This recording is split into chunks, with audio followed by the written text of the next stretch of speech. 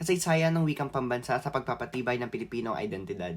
Ang wika ay bahagi ng pakikipagtalastasan araw-araw. Kalipunan ito ng mga simbolo, ng mga tunog, at mga kaugnay na bantas upang may paiyag ang mga nais sabihin ng kaisipan. Ang wika ay isang wikang sinasalita sa isang lugar na kinikilala ng buong bansa bilang isang opisyal na wika. Ito ay kanilang kinakalakihan ng wika at ang wika na sumasalamin sa kanilang pagkatao.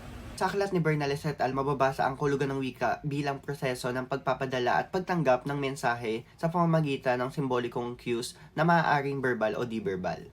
Base kay Henry Gleason, ang wika ay masistemang balangkas na sinasalitang tunog na pinipili at isinasaayos sa paraang arbitaryo upang magamit ng mga taong kabilang sa isang kultura.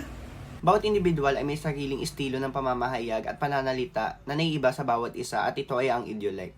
Gaya ng pagkakaroon ng personal na paggamit ng wika na nagsisilbing simbolismo o tatak ng kanyang pagkatao.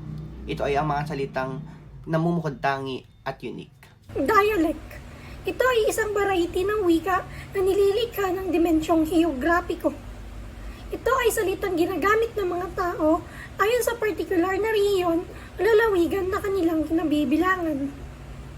Tayo ay may iba't ibang uri ng wikang panrehiyon na kung tawagin ay wikain. Ang kasaysayan ng wikang pambansa sa pagpapatibay ng Pilipinong identidad ay may malalim at makabuluhang kahulugan sa kasaysayan at kultura ng Pilipinas.